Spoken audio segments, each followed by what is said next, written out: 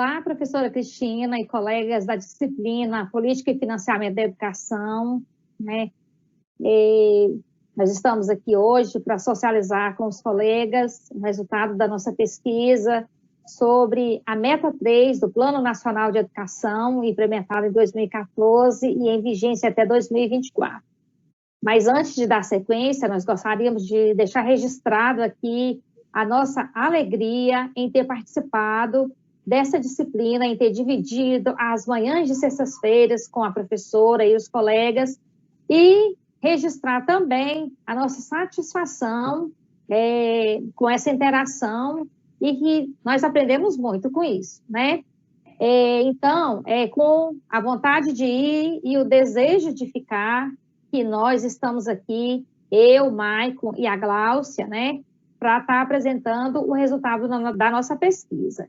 Mas eu gostaria de antecipar para os colegas e para a professora que, como nós não achamos um programa que visasse, de fato, alcançar a meta 3 desse plano de educação, nós, então, trabalhamos com um programa denominado de fomento às escolas de ensino médio de tempo integral, tá? Então, no final da nossa apresentação, quando nós formos trabalhar com o programa de ensino médio em tempo integral, que fique claro para os colegas e para a professora que ele não é, de fato, uma ação que vise o cumprimento da meta 3, né? E, de certa forma, ele vai até um movimento contrário, como os colegas vão ver no final da apresentação, mas que foi o único programa que nós achamos, tá? Então, a meta 3 desse PNE, ele tem como objetivo universalizar até o ano de 2016 o atendimento escolar para toda a população de 15 a 17 anos e elevar até o final de vigência deste PNE a taxa líquida de matrícula no ensino médio ao patamar de 85%, tá? Essa meta, ela tem 2 indicadores, né? No primeiro indicador, trabalha com um percentual da população de 15 a 17 anos matriculada na escola, independentemente da etapa de ensino. E o indicador 2 trabalha com um percentual de população de 15 a 17 anos matriculada exclusivamente no ensino médio. É importante ressaltar que são esses indicadores que nos permitem acompanhar o cumprimento da meta, a situação que essa meta está em determinado tempo. E, então, de acordo com os dados que nós conseguimos coletar no site do Observatório do PNE e do MEC, em 2014, nós tínhamos no indicador número 1, 84,3% dessa população matriculada na escola. Em 2016, nós tínhamos 85,3%. Em 2018, nós tínhamos 91,3% dessa população. Lembrando que no indicador 1, essa população aí pode estar matriculada em qualquer uma das etapas de ensino. Já com relação ao indicador 2, nós tínhamos, em 2014, 55,3% dessa população matriculada no ensino médio. Em 2016, 66,8% e em 2018, 70,1%. Esses dados de 2016, 14, 16 e 18 são os anos em que essas informações foram disponibilizadas no observatório. E lembrando também que no indicador 1, a meta é atingir 100% da população desta faixa etária matriculada na escola, e no indicador 2, a meta é atingir 85% do total dessa população matriculada exclusivamente no ensino médio. Essa meta, ela tem 14 estratégias que devem ser desenvolvidas, né, com o objetivo de atingir a meta final. Dessas 14 estratégias, nós vamos dar enfoque apenas para 2, né, que é a 3.7 e a 3.9. As outras metas, as outras estratégias, nós não conseguimos nenhum tipo de informação que pudesse mensurar, tá? Então, somente essas duas é que nós conseguimos esses dados. Na meta 3.7, que trata do ensino médio integrado ao profissional, nós tivemos, em 2017, 17% dessa população matriculada no médio integrado profissional e, em 2020, 19,1% dessa população integrada, matriculada no médio integral profissional. E somente existe o registro de dados desses 2 anos lá no observatório, tá? 2017 e 2020. Em relação à meta 3.9, que trata da busca ativa dessa população de 15 a 17 anos, para que nós possamos saber aonde estão e o que fazem essa população, somente 35,3% dos municípios desenvolveram algum tipo de ação que visasse conhecer como estavam a população de 15 a 17 anos.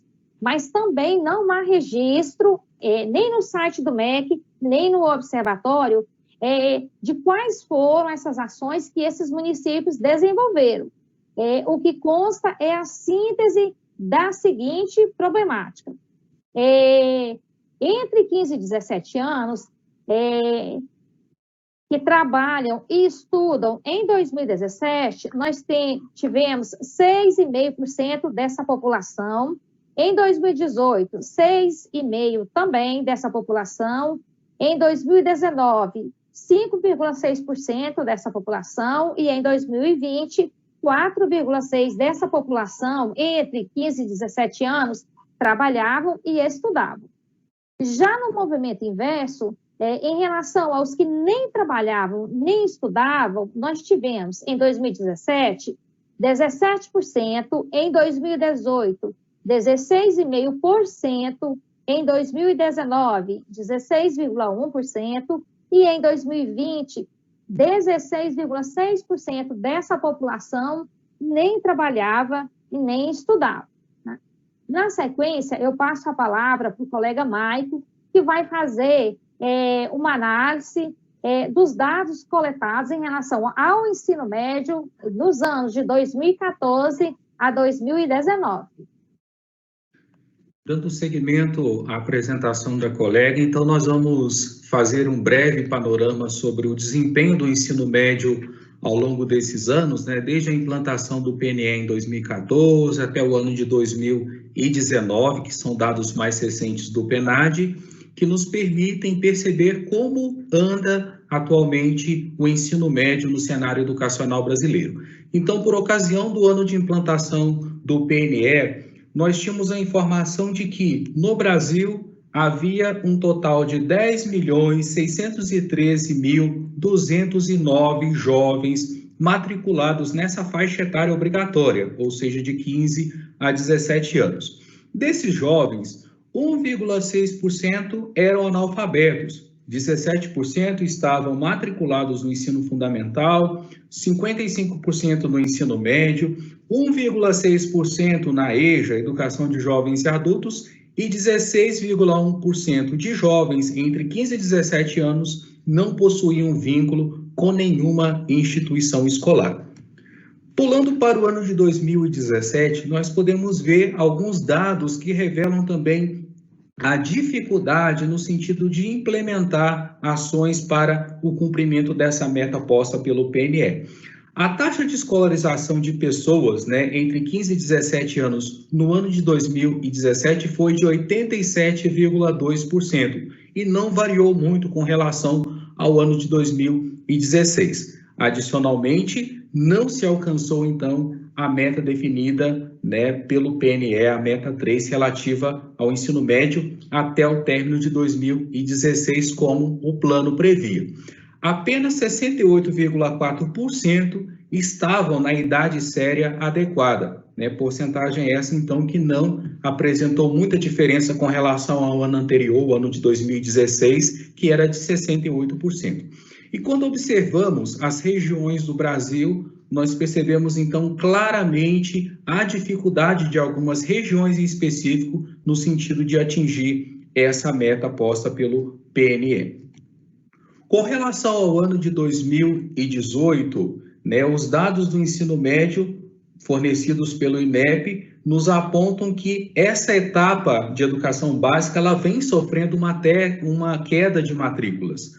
Foram registradas 1,3 milhão a menos em comparação com o ano de 2014, o que corresponde aí a uma redução de 2,6% do total de matrícula.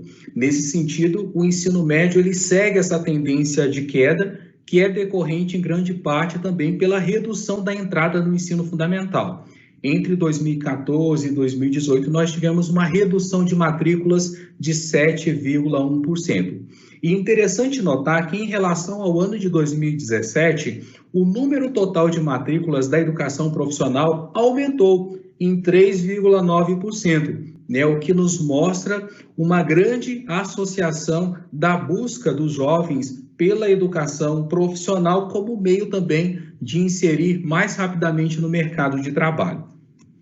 E no ano de 2019, que são os dados mais recentes fornecidos pelo PNAD, através do Anuário da Educação Básica, que fez a compilação desses dados, nós temos informações que dizem que a taxa líquida do número de jovens de 15 a 17 anos fora da escola no Brasil em 2019 era de 674.814, o que apresenta certa melhoria com relação aos anos anteriores. Contanto, é importante frisar que a grande taxa dos jovens que têm maior dificuldade de concluir essa etapa da educação básica revela, de certa forma, os estratos sociais que constituem o Brasil, sendo que entre os 25% mais pobres, cuja taxa de conclusão da etapa até os 19 anos é de 51%.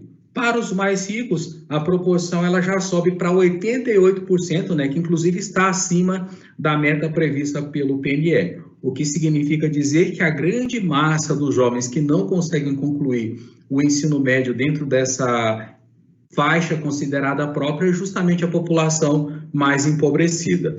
E assim, se formos montar um panorama, um raio-x sobre o ensino médio no Brasil hoje, o PNAD nos revela alguns dados bastante preocupantes, o que significa dizer que muitos jovens brasileiros sequer acessam o ensino médio.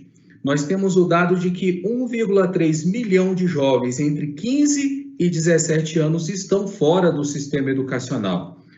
Quando observamos o quantitativo desses jovens, 36,5% dos jovens até os 19 anos de idade não concluíram o ensino médio. E desses jovens, 55% abandonaram os estudos ainda no ensino fundamental. Então, esses dados nos levam a concluir que apenas 63,5% dos jovens conseguem concluir o ensino médio na idade considerada própria, que é até os 19 anos. Em síntese, podemos dizer que hoje, apenas 6 em cada 10 jovens brasileiros conseguem concluir o ensino médio na idade considerada própria, que é até os 19 anos. E assim, eu gostaria de convidar a colega Gláucia, que vai dar continuidade à nossa apresentação, focando no programa de fomento às escolas de ensino médio em tempo integral, que nós elegemos para essa análise aqui como grupo durante esse seminário.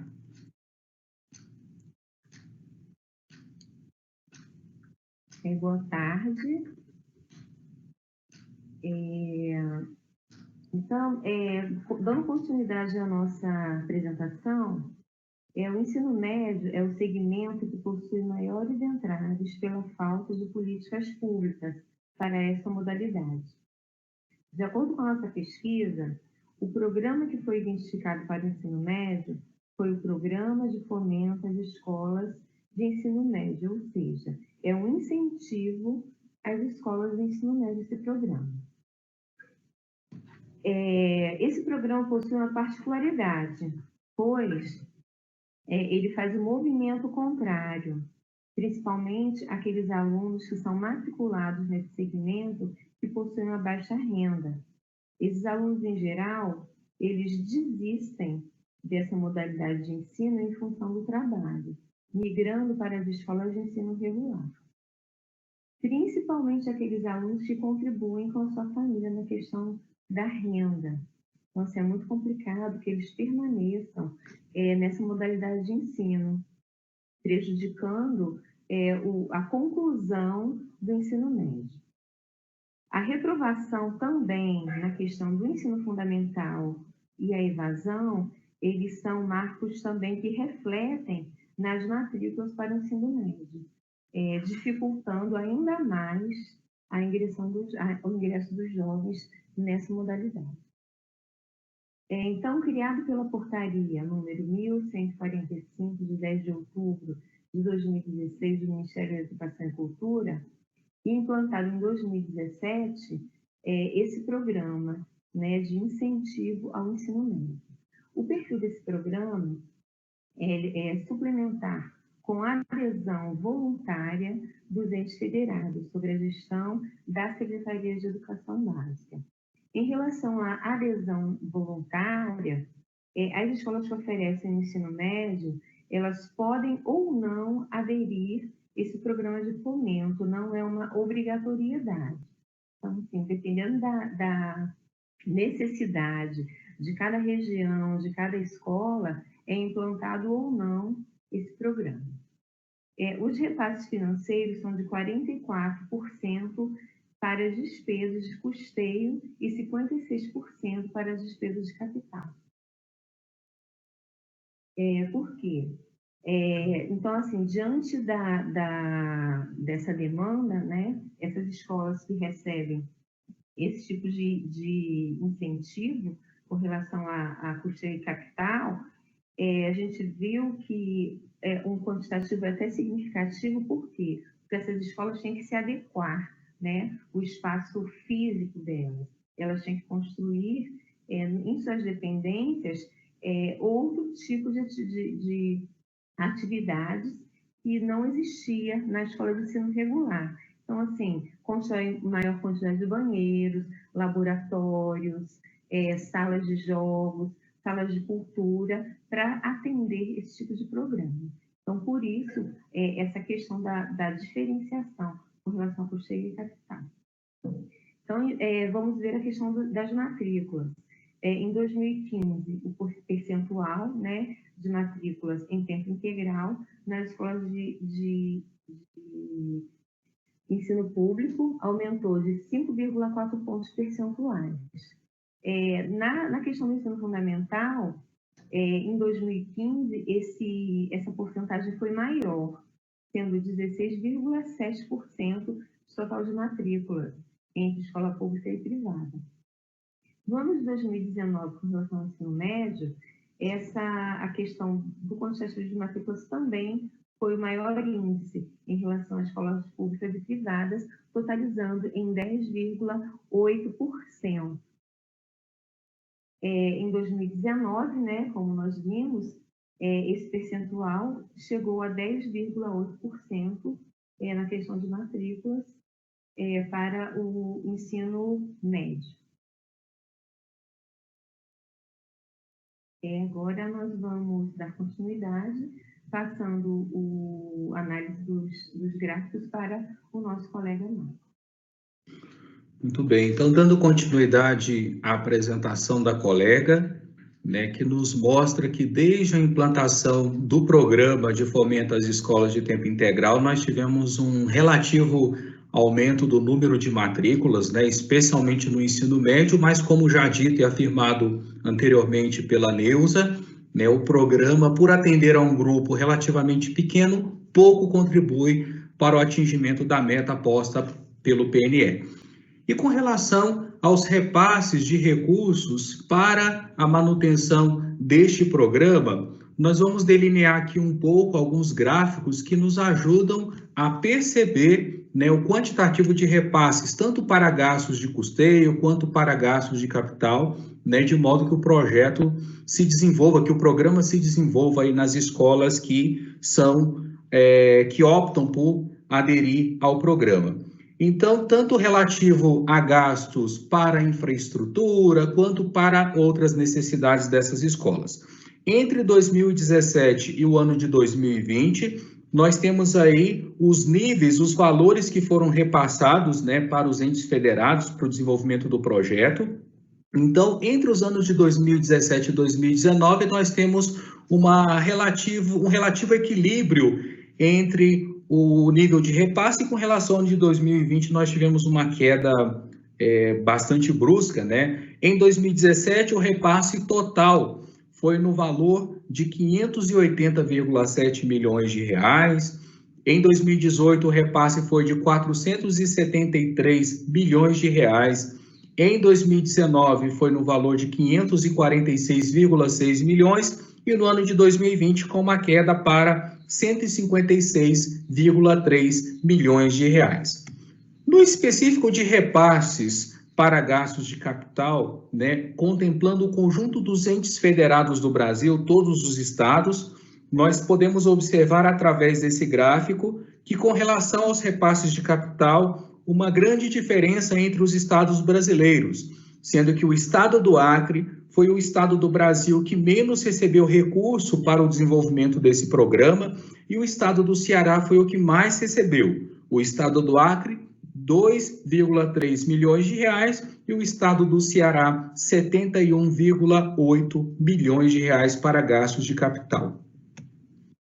Com relação aos gastos de custeio, no período entre 2017 e 2020, como o que nós apresentamos anteriormente, nós temos também uma certa discrepância entre os estados brasileiros, sendo que o estado do Tocantins foi o que menos recebeu 6,7 milhões de reais, e o estado do Ceará o que mais recebeu, com 132,5 milhões de reais, o que totaliza aí 966,2 milhões de reais entre os entes federados do Brasil.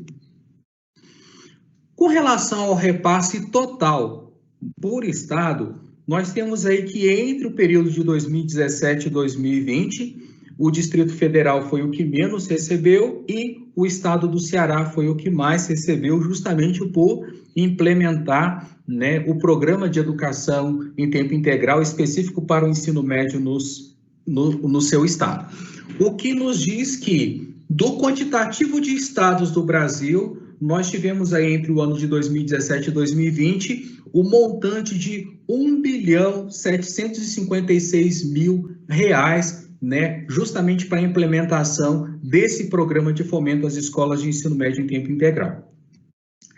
E com base nessas reflexões que nós apresentamos, tanto no específico do cumprimento da meta número 3 do PNE, quanto a realidade do ensino médio no contexto atual do Brasil, nós observamos a grande dificuldade de ações, de estratégias que, de fato, procurariam o cumprimento da meta posta pelo Plano Nacional de Educação. E com base nos desafios que nós observamos no cenário do ensino médio no país, algumas conclusões nos chamaram a atenção. Primeiro, a ausência de programas direcionados à universalização do acesso ao ensino médio, essa meta de 100%, e o alcance de matrícula de 85% dessa faixa etária obrigatória, conforme o PNE preconiza. Uma segunda conclusão que nós tiramos: a necessidade de adoção de políticas públicas que favoreçam o acesso e a permanência de jovens no ensino médio, com possibilidade de integração ao mercado de trabalho e também ao ensino superior. Uma outra conclusão que nós tiramos é que o programa de fomento às escolas de ensino médio em tempo integral atende a um público exclusivo de estudantes e a grande disparidade na adoção entre os entes federados, conforme nós podemos observar através dos gráficos, o que impacta no quantitativo de repasses para gastos com custeio e capital. E uma última conclusão que nós tiramos com base nesse estudo, nessa pesquisa, é que as elevadas taxas de evasão e de abandono dos estudantes no ensino médio sinalizam a necessidade de uma reavaliação dessa etapa da educação básica, né, que historicamente vem sendo caracterizada por uma crise de identidade e pela dualidade entre o ensino propedêutico e o ensino profissionalizante. Então, com base nessas reflexões, nós encerramos a nossa apresentação, chamando a atenção de que o Ministério da Educação, juntamente com o Estado brasileiro e todos aqueles que acreditam no potencial da educação na formação das pessoas, na consolidação de uma sociedade democrática, faça urgente a adoção de programas, de ações e de recursos que favoreçam a ampliação do ensino médio no país, de modo que nós sejamos capazes de minimizar e até extinguir o número de jovens que abandonam essa etapa da educação básica, que é tão importante na sua formação como sujeito, como cidadão, fomentando assim o seu ingresso tanto no mercado de trabalho quanto no ensino superior, conforme a Constituição brasileira prevê. E assim, nós agradecemos à professora Cristina pela atenção, agradecemos a todos os colegas que nos assistem através dessa gravação, nesse desejo de que essa disciplina, mas especialmente que a nossa prática como educadores e educadoras contribuam para que nós garantamos uma educação de qualidade, uma educação que torne a nossa sociedade brasileira uma sociedade melhor e mais justa para todos. Muito obrigado pela atenção.